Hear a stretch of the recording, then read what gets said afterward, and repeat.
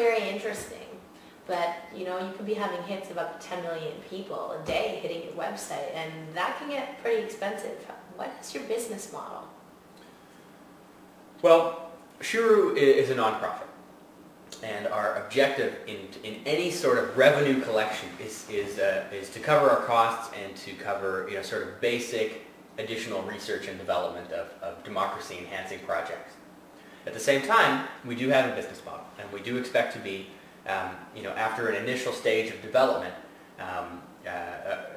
you know, revenue positive and able to cover our costs. Essentially, the business model is this. Any financial transaction that Shuru mediates, i.e. if you create a cause that requests that you donate money to, say, Ducks Unlimited, you know, a duck preservation organization, and it's successful, and you get, you know, $10,000 donated. The way that it will work is any monies that are collected by Shuru, and any cause that is requesting money to be donated will always be funneled by Shuru. The importance of that is because we need to establish, once we establish a financial relationship with our customers, the users, the mass of people who are using Shuru, it will be very easy to convince them to donate the next $5 if we already have all of their information. We've got your credit card information, we've got your, you know, PayPal account, whatever it is. You don't need to type that again, you just need to say, yes, I will donate. So you're going to ask people to donate money to cover the fees? Not necessarily. No. I mean on an individual cause. So that, well, we will certainly accept donations to cover the cost. The profit for Shuru, and, you know, profit to cover costs, will come from people donating money to other organizations and us taking a cut.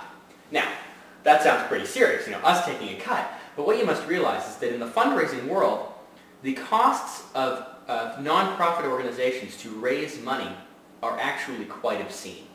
Often when you receive phone calls or mailings, the costs of just operating those phones and to send the mailings is huge. So that if you donate $1, if you donate $100 to an organization over the phone or through the mailing, something as little as $40 or $50 might ever end up reaching. Huge percentages of costs are spent by nonprofits to actually get money. In fact, in many cases, the costs for a first-time customer acquisition costs for a first-time donor exceed the amount that person donates. So if their average first-time donation is something like 20 bucks, they might have spent $30, $35 just to get that $20, which is a loss of $15. The hope is for them that you'll come back year after year after year, and that eventually they'll make that money back.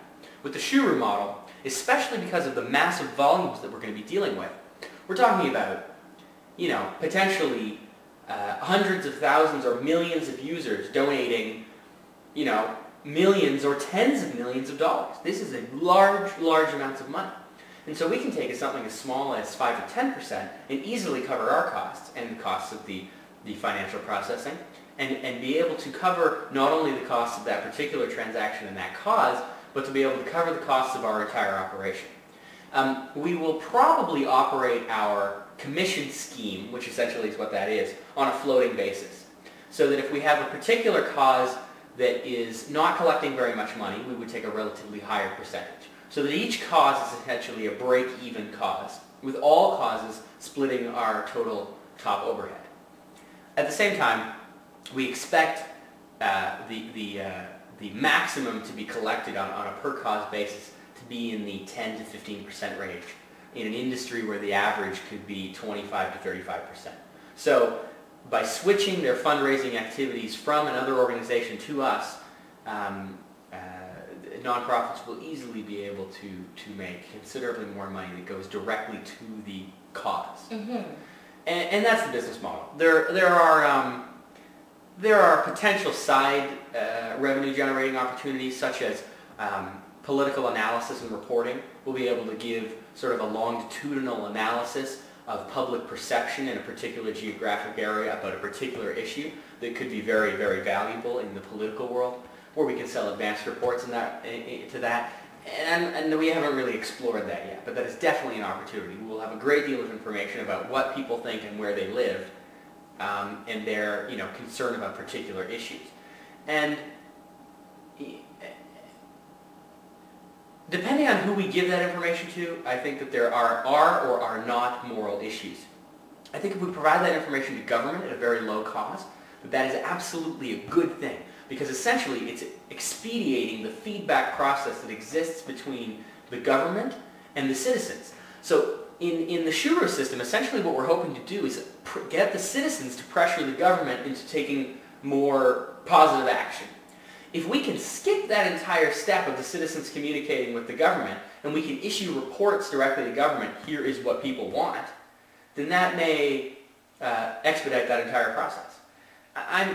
It's secondary, and we'll look into it in the future. The basic business model is that we will collect a percentage of the revenue from each cause. I want to make it clear here that causes that do not have donate money as an action will be able to run entirely free of cost. There may be a very small setup cost to discourage joke causes, maybe a $5 or $10 fee to start a cause. But causes that do not have a financial role, which will be the majority of them, I think maybe as many as 90% of causes will not be about money, they will be able to run entirely for free. And that's the Shuru business model.